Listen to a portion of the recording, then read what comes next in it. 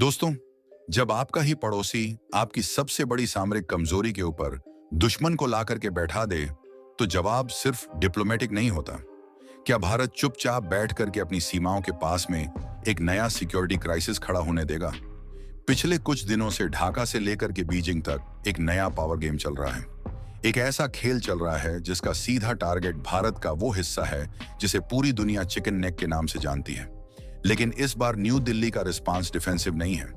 भारत ने पहली बार क्लियर लफ्जों के अंदर बिना किसी डिप्लोमेटिक शुगर कोटिंग के बांग्लादेश को एक आर या पार वाली चेतावनी दे डाली है। भारतीय विदेश मंत्रालय का बयान सिर्फ एक स्टेटमेंट नहीं है, यह एक जियोपॉलिटिकल मैप पर खींची गई एक रेड लाइन है। लेकिन दोस्तों, असली सवाल यहीं से शुरू होता है कि आखिर ऐसा क्या हुआ है पिछले कुछ हफ्तों के अंदर जिसने भारत को इतना ज्यादा एग्रेसिव स्टेंस लेने के लिए मजबूर कर दिया है।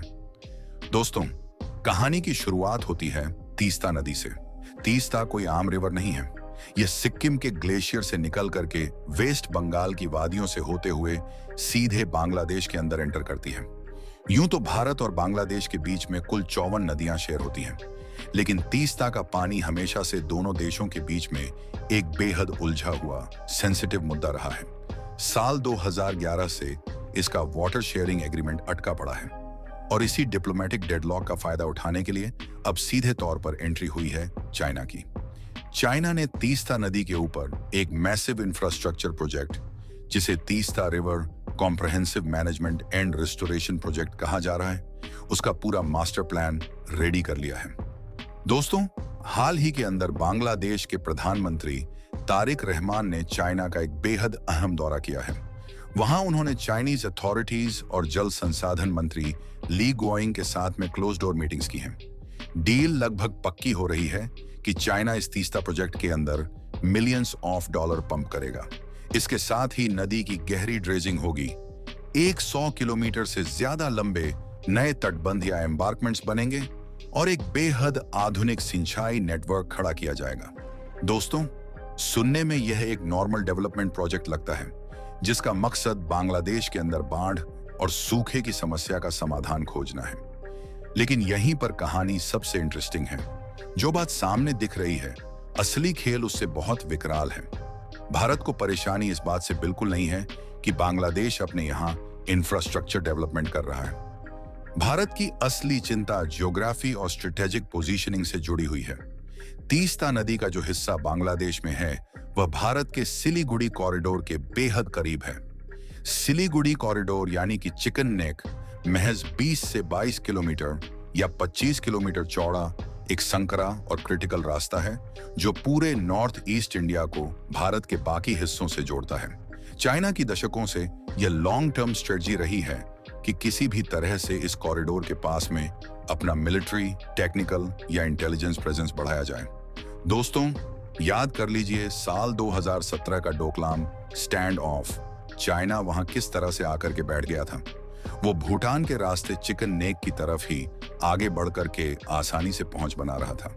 जब भारतीय सेना ने वहां पर मजबूती से अपनी प्रेजेंस दिखाई और उसे रोक दिया, तो उसका पूरा प्लान फेल हो गया। तो दोस्तों, अब उन्होंने ज्योग्राफी का नया रास्ता निकाला है वाटर मैनेजमेंट प्रोजेक्ट के नाम पर। चाइनीज इंजीनियर्स, हैवी मशीनरी, सर्वे ड्रोन्स और अंडरकवर इंटेलिजेंस पर्सनल भारत के सबसे सेंसिटिव बॉर्डर के पास में नीचे आकर के वहां पर बेस बनाने की कोशिश कर रहे हैं। दोस्तों, भारत किसी भी तरह से या किसी भी कीमत पर अपनी नेशनल सिक्योरिटी को इस तरह से बाईपास होने नहीं दे सकता है। और यही वजह है कि भारतीय विदेश मंत्रालय के प्रवक्ता रणधीर जायसवाल ने एक बेहद सदी हुई लेकिन इम्पैक्ट से भरी हुई चेतावनी दी है। उन्होंने साफ कहा है कि भारत अपने पड़ोस में होने वाले हर महत्वपूर्ण डेवलपमेंट पर पैनी नजर रखता है और जरूरत के मुताबिक उपयुक्त कदम उठाता है। दोस्तों, डिप्लोमेटिक लैंग्वेज के अंदर उपयुक्त कदम या एप्रोप्रिएट स्टेप का मतलब सिर्फ कोई विरोध पत्र लिखना नहीं होता है।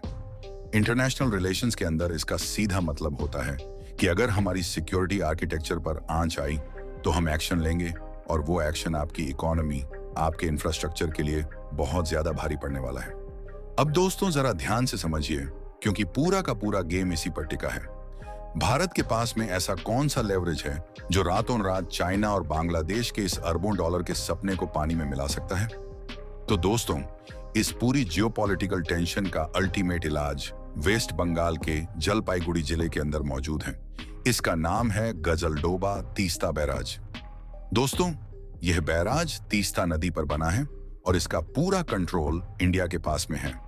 हाइड्रोलॉजी की सच्चाई यह है कि तीस्ता का पानी इसी गजलडोबा बैराज से रेगुलेट होकर के ही बांग्लादेश की तरफ जाता है।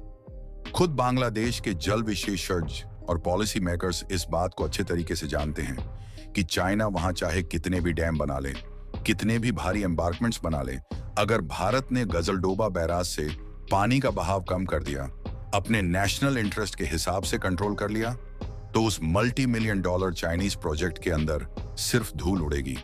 बिना भारत की रजामंदी और अपस्ट्रीम सहयोग के तीस्ता नदी के ऊपर डाउनस्ट्रीम के अंदर कोई भी प्रोजेक्ट सक्सेसफुल नहीं हो सकता है। भारत का मैसेज ढाका को बिल्कुल क्लियर है कि अगर आप बॉर्डर के ऊपर सिक्योरिटी रिस्क को बढ़ाएंगे तो हम रिवर गेट का कंट्रोल अपने हिसाब से तय करेंगे। और यही वो पॉइंट है जिसे ज्यादातर लोग मिस कर रहे हैं। आखिर बांग्लादेश ऐसा हाई रिस्क कदम उठाई क्यों रहा है? तो दोस्तों, इसके पीछे है ढाका के अंदर हुआ एक बहुत बड़ा पॉलिटिकल शिफ्ट। शेख हसीना के समय भारत और बांग्लादेश के रिश्ते अपने गोल्डन फेज में थे। हसीना सरकार भारत की स्ट्रेटेजिक चिंताओं को समझती थी और उन्होंने कभी भी एंटी इंडिया प्रॉक्सी ग्रुप्स को पनपने नहीं दिया। लेकिन उनके सत्ता से हटने के बाद में आई मोहम्मद यूनुस की अंतरिम सरकार और अब तारिक रहमान की नई बीएनपी सरकार का अप्रोच बिल्कुल अलग है। तारिक रहमान का पॉलिटिकल रुख अपनी मां खालिदा जिया की तरह ही एंटी इंडिया स्टैंस बनाए रखने के लिए जाना जाता है। उन्हें लगता है कि चाइना का कार्ड खेल करके वो भारत पर डिप्लोमेटिक प्रेशर बना लेंगे और डोमेस्टिक पॉलिटिक्स के अंदर खुद को एक स्ट्रॉन्ग लीडर के रूप में प्रेजेंट कर देंगे। लेकिन शायद वह यह भूल गए हैं कि 2026 का भारत अब सिर्फ रिएक्शन नहीं देता है, इक्वेशन बदल देता है। आज का भारत रीजनल बैलेंस को मेंटेन करने के लिए प्रोएक्टिव डिसीजंस लेता है। भारत लंबे टाइम से बांग्लादेश की उन कोशिशों के ऊपर अलर्ट है जिनके तहत वो प्रमुख बुनियादी ढांचा परियोजनाओं के अंदर चाइना को शामिल कर रहा है। दोस्तों, यहाँ एक छोटा सा नंबर समझिए, क्योंकि इसी के इर्द गिर्द पूरा का पूरा पावर गेम चलता है। चाइना का असली मकसद सिर्फ एक नदी का पानी मैनेज करना नहीं है। बीजिंग का असली टारगेट है एक बहुत बड़ा स्ट्रेटेजिक नेटवर्क जिसे सीबीमैक यानी कि China Bangladesh Myanmar economic corridor कहा जा रहा है। ढाका के अंदर बैठे चाइनीज राजदूत याओ वेन ने खुलेआम प्रेस कॉन्फ्रेंस के अंदर कहा है कि चाइना इस कॉरिडोर को बनाने के लिए पूरी तरह से कमिटेड है। अब इसके पीछे का असली ज्योग्राफी और सिक्योरिटी थ्रेट समझिए। दोस्तों, चाइना हर हाल में बे ऑफ बंगाल तक सीधी एक्सेस चाहता है। चाइना का 80% एनर्जी इंपोर्ट और ट्रेड मलक्का स्ट्रेट से होकर के गुजरता है। अगर कभी ग्लोबल कॉन्फ्लिक्ट हुआ तो इंडियन नेवी और वेस्टर्न पावर्स मलक्का स्ट्रेट को हमेशा के लिए चौक कर सकते हैं। दोस्तों, जियोपॉलिटिक्स के अंदर इसे मलक्का डिलेमा कहा जाता है। इसी स्ट्रेटेजिक खौफ की वजह से चाइना दशकों से बे ऑफ बंगाल के अंदर उतरने का अल्टरनेटिव रास्ता तलाशने में लगा हुआ है। दोस्तों, म्यांमार के क्याकप्यू पोर्ट से होते हुए बांग्लादेश के रास्ते बंगाल की खाड़ी तक पहुंचना चाइना की स्ट्रिंग ऑफ पर्ल्स स्ट्रेटजी का सबसे खतरनाक हिस्सा है। अगर सीबीमैक प्रोजेक्ट पूरा हो गया तो चाइनीज मैरिटाइम प्रेजेंस सीधे भारत के ईस्टर्न नेवल कमांड के सामने आकर के खड़ी हो जाएगी। ये भारत की मैरिटाइम डोमिनेंस के लिए एक डायरेक्ट चैलेंज होगा। दोस्तों, बाहर से यह फैसला नॉर्मल इंफ्रास्ट्रक्चर डेवलपमेंट जैसा दिखता है, लेकिन अंदर से यह इंडिया की लॉन्ग टर्म स्ट्रेटजी का हिस्सा है। भारत ने इस पूरी चाल का डिप्लोमेटिक तोड़ पहले ही निकाल लिया है। दोस्तों, जून 2024 के अंदर जब पूर्व प्रधानमंत्री शेख हसीना भारत आई थी, तब प्रधानमंत्री नरेंद्र मोदी ने साफ ऑफर दिया था कि तीस्ता नदी के संरक्षण और विकास का पूरा प्रोजेक्ट भारत खुद एग्जीक्यूट करेगा। भारत अपनी टॉप टेक्निकल टीम ढाका भेजने को भी तैयार था, लेकिन सत्ता बदलते ही नई सरकार ने भारत के ऑफर को दरकिनार करके चाइना से तकनीकी सहायता मांग ली है। यह सिर्फ एक प्रोजेक्ट का रिजेक्शन नहीं है, यह सीधा सीधा भारत की स्ट्रेटेजिक ऑटोनोमी और रीजनल लीडरशिप को ही दी गई एक सीधी सीधी चुनौती है।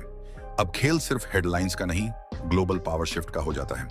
दोस्तों, चाइना इस पूरे मौके का फायदा उठा के साउथ एशिया के अंदर अपने नैरेटिव को सेट कर रहा है। चाइनीज राजदूत याओ वेन ने जानबूझ करके यह बयान दिया कि चाइना किसी भी देश के मामलों में विदेशी दखल का विरोध करता है और बांग्लादेश के साथ मजबूती से खड़ा है। यह सीधा इशारा भारत की ओर था। दोस्तों, चाइना, पाकिस्तान और बांग्लादेश के कुछ कट्टरपंथी पॉलिटिकल एलिमेंट्स मिलकर के ये फॉल्स नैरेटिव सेट करने की कोशिश कर रहे हैं कि भारत ढाका की इंटरनल पॉलिसी के अंदर नाजायज दखल दे रहा है। लेकिन ग्राउंड रियलिटी ये है कि जब आपके पड़ोस में आपकी सीमा से चंद किलोमीटर दूर कोई होस्टाइल नेटवर्क अपनी जड़ें जमा रहा हो, तो उसे रोकना कोई दखलंदाजी नहीं, बल्कि नेशनल डिफेंस का बेसिक और मैंडेटरी रूल होता है। भारत ने नेपाल और मालदीव के केस में भी ये क्लियर पॉलिसी अपना रखी है कि नेबरहुड फर्स्ट का मतलब सिर्फ यह नहीं होता कि भारत अपनी सिक्योरिटी से कॉम्प्रोमाइज करेगा। अगर कोई पड़ोसी देश भारत के स्ट्रेटेजिक इंटरेस्ट के खिलाफ काम करेगा, तो उसे भारत की इकोनॉमिक और डिप्लोमेटिक ताकत का सामना करना ही पड़ेगा। अब एक आम भारतीय की तरह दोस्तों, यह समझना चाहिए कि यह सब आपके लिए इंपॉर्टेंट क्यों है। यह सिर्फ फॉरेन पॉलिसी का कोई हैवी डिस्कशन नहीं है। यह सीधे तौर पर आम नागरिक की सिक्योरिटी, इकोनॉमी और रीजनल स्टेबिलिटी से जुड़ा हुआ है। नॉर्थ ईस्ट इंडिया हमारा स्ट्रेटेजिक डेप्थ है। वहां हमारे रिसोर्सेज हैं, मेगा डेवलपमेंट प्रोजेक्ट्स चल रहे हैं और एक्ट ईस्ट पॉलिसी का वो गेटवे है। अगर चिकन नेक पर जरा सा भी सिक्योरिटी थ्रेट मंडराता है, तो पूरा सप्लाई चेन, मिलिट्री लॉजिस्टिक्स और रीजनल कनेक्टिविटी खतरे में पड़ जाती है। और कोई भी सोवरन नेशन, खास करके आज का कॉन्फिडेंट भारत, अपने बॉर्डर्स के पास में किसी विदेशी सुपर पावर का प्रॉक्सी प्रेजेंस बिल्कुल भी बर्दाश्त नहीं कर सकता है। और अब सबसे बड़ा सवाल आ जाता है कि भारत ने इस पूरी वार्निंग से हासिल क्या किया है। तो दोस्तों, विदेश मंत्रालय का यह बयान एक मल्टी लेयर्ड मैसेज है। पहला मैसेज बांग्लादेश की आवाम और पॉलिटिकल क्लास के लिए है कि चाइना के कर्ज के जाल यानी कि डेप्ट ट्रैप डिप्लोमेसी का भयानक अंजाम श्रीलंका का हम्बनटोटा पोर्ट और पाकिस्तान का ग्वादर पोर्ट देख चुका है। लाखों डॉलर के प्रोजेक्ट्स के नाम पर बीजिंग आपकी सोवरेनिटी और क्रिटिकल इंफ्रास्ट्रक्चर गिरवी रख लेगा। आज जो पैसा फ्री लग रहा है, कल वो आपकी सोवरेन पॉलिसी को डिक्टेट करेगा। दूसरा मैसेज सीधे तौर पर बीजिंग के लिए है कि साउथ एशिया के अंदर भारत की सिक्योरिटी आर्किटेक्चर को बाईपास करके आप कोई भी इकोनॉमिक कॉरिडोर इंपोज नहीं कर सकते हैं। भारत के बैकयार्ड में बिना भारत की मर्जी के कोई स्ट्रेटेजिक गेम नहीं खेला जा सकता है। और तीसरा और सबसे बड़ा मैसेज पूरी दुनिया के लिए है कि जहां दुनिया प्रेशर पॉइंट्स को देख रही है, भारत अपॉर्चुनिटी की तलाश में है। भारत अब सिर्फ मार्केट नहीं है, ग्लोबल स्ट्रेटेजी का निर्णायक प्लेयर बन चुका है। भारत के पास में अब इकोनॉमिक, डिप्लोमेटिक और हाइड्रोलॉजिकल तीनों तरह के हैवी लेवरेज मौजूद हैं। अगर बांग्लादेश ने चाइना के दबाव में अपनी जिद नहीं छोड़ी, तो भारत तीस्ता के पानी का फ्लो पूरी तरह से अपने नेशनल इंटरेस्ट के हिसाब से रेगुलेट कर सकता है। इसके अलावा ट्रेड एंड ट्रांजिट ट्रीटीज के ऊपर भी भारी असर पड़ सकता है। बांग्लादेश की इकोनॉमी का एक बहुत बड़ा हिस्सा भारत के साथ में ट्रेड पर डिपेंडेंट है। Medical tourism, education, power grid connectivity और डेली एसेंशियल आइटम्स की सप्लाई चेन के लिए वो पूरी तरह से भारत के ऊपर डिपेंडेंट है। अगर भारत ने स्ट्रिक्टली अपनी पॉलिसी शिफ्ट की, तो ढाका में बैठे नीति निर्माताओं को रातों रात समझ में आ जाएगा कि ज्योग्राफी को अब बदला नहीं जा सकता। आप अपनी फॉरेन पॉलिसी बदल सकते हैं, आप अपने दोस्त बदल सकते हैं, लेकिन आप अपने इमीडिएट पड़ोसी को नजरअंदाज नहीं कर सकते हैं। तो दोस्तों, आपको क्या लगता है कि बांग्लादेश जो भारत के खिलाफ कर रहा है, अब उसमें भारत को ऐसा क्या करना चाहिए कि बांग्लादेश का हमेशा के लिए रास्ता साफ हो जाए और वो अपनी हरकतों से बाज आए? अपनी राय कमेंट में जरूर लिखें। नमस्कार दोस्तों, देखते रहिए आर्यन न्यूज इंडिया 24x7।